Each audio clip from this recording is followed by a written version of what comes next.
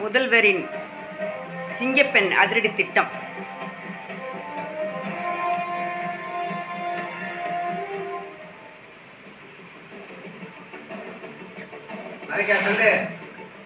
மிடுக்காக நடைபோட்ட சிங்கப்பெண் சிறப்பு அதிரடி படையினர்.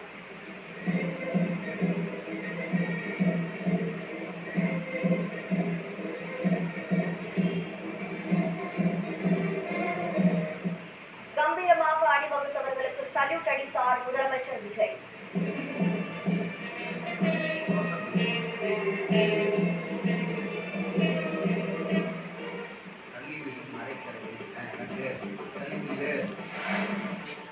சிங்கப்பெண் அதிரடி படையின் ரோந்து வாகனங்களை அறிமுகம் செய்தார் முதலமைச்சர் விஜய்.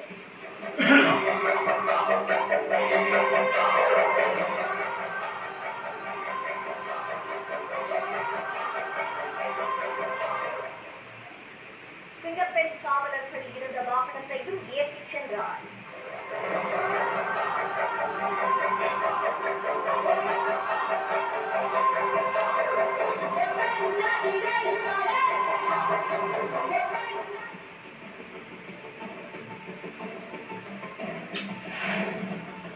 தமிழ்நாட்டில் பெண்களுக்கு எதிரான குற்றங்களுக்கு காரணமான போதைப் பொருள் புழக்கத்தை வேரோடு அழிப்போம்.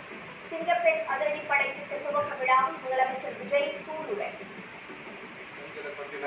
சில செய்திகள்லாம் கேட்கும் போது உண்மையிலேயே மனசு பதறுது, கண்ணு கலங்குது, அதை கண்ட்ரோல் பண்ணவே முடியல.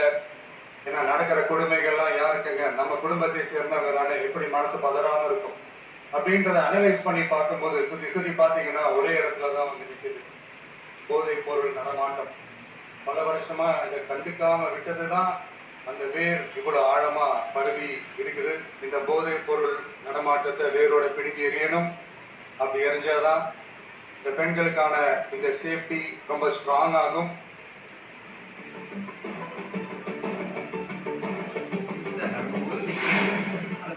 பெண்கள் பாதுகாப்பிற்கு அச்சுறுத்தலை ஏற்படுத்துபவர்களை ஒருபோதும் சகித்துக் கொள்ள மாட்டேன்.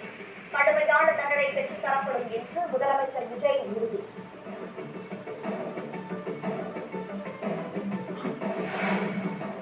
பெண்களுக்கு எதிரான குற்றங்கள் தொடர்பான வழக்குகளில் மிக விரைவாக குற்றப்பத்திரிகை தாக்கல் செய்யப்பட்டு தண்டனை பெற்றுத் தரப்படும்.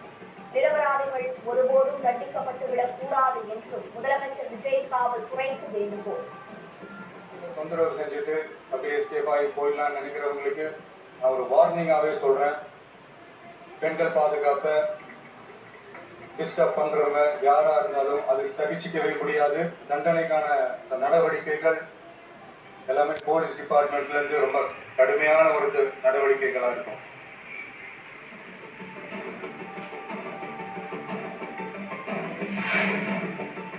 பெண்களின் பாதுகாப்பை உறுதி செய்ய இந்தியாவிலேயே முதல் முறையாக ரோந்து வாகனங்களில் ட்ரோன்கள் பயன்படுத்தப்படும். சென்னையில் நடைபெற்ற விழாவில் உரையாற்றிய முதலமைச்சர் விஜய் அறிவிப்பு.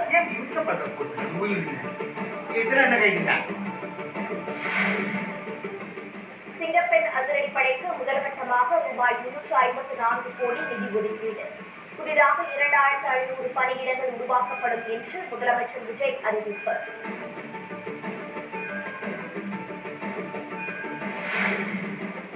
அதிமுக கொரோனா உத்தரவை